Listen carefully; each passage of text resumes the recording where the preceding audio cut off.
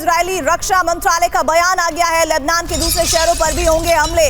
Beirut पर आज 20 से ज्यादा मिसाइल हमले किए गए हैं। इसका मतलब यह है सुमित कि अभी हमलों का सिलसिला थमा नहीं है।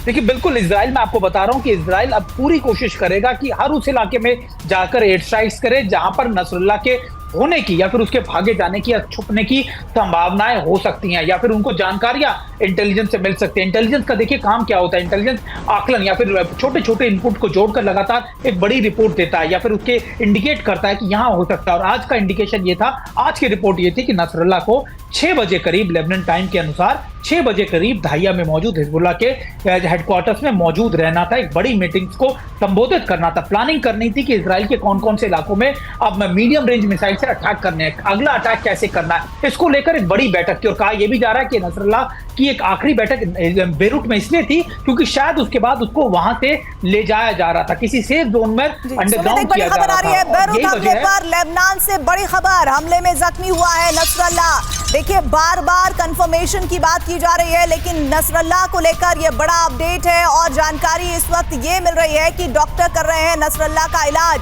थोड़ी देर में हिज़्ब इस पर बयान देगा, यानी उसका स्टेटमेंट सामने आएगा।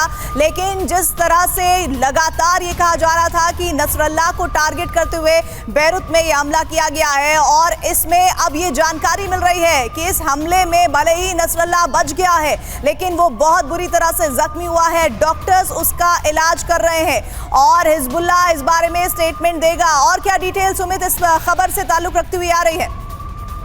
देखिए, मैं आपको ये बता रहा था कि जब अब ये पूरी जानकारी के बाद इजराइल ने बड़े अटैक्स वहां पर किए। हालांकि 6:05 पर, यानी 6 बजे जब एंट्री हुई उसके 5 मिनट के बाद ही इन अटैक्स को इनिशिएट किया गया, F-35 की मदद से अटैक किए गए। लेकिन अब क्या होने वाला है, क्योंकि अब वो सारी इमारतें या फिर वो सारे लोकेशन को आईडीएफ ने बर्बाद कर दिया है, डिस्ट्रॉय कर दिया है। लेकिन अब ये जानकारी मिली है कि नसरुल्लाह बच गया है। नसरुल्लाह इसलिए बच गया है क्योंकि दाहिया के हर दूसरी बिल्डिंग में, हर इलाके के अंदर बड़े बड़े या फिर आप कह सकते हैं कि डीप उनके जो बंकर्स हैं वो मौजूद हैं, और वो ऐसे बंकर्स हैं जो हमास से भी ज्यादा पावरफुल है, ज्यादा शक्तिशाली है। एक बिल्डिंग से दूसरी बिल्डिंग को जोड़ते हैं। बाद हिजबुल्लाह डिटेल जरूर करेगा, लेकिन देखिए ये बैरूत में हिज़्ब मुख्यालय पर इजरायली बमबारी जो हुई है उसकी तस्वीरें आप देखिए।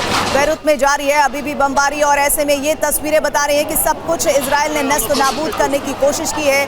और आईडीएफ ने एक ऐसी जानकारी जिसे बेहद खुफिया रखा गया, उसके आधार पर नसरुल्लाह को टारगेट करने की खुफिया इनपुट के जरिए तैयारी की थी। लेकिन नसरुल्लाह जरूर जख्मी हुआ है, लेकिन वो बच गया है। उसका भाई जरूर इस हमले में मारा गया है। बड़ी खबर, हम बने हुए हैं, लगातार अपडेट दे रहे हैं। हमारे साथ हमारे सहयोगी समित चौधरी बने हुए हैं, साथ ही प्रोफेसर अमिताभ भी हमारे साथ हैं। एक ब्रेक ले रहे हैं, डिटेल्स के साथ लौट रहे हैं।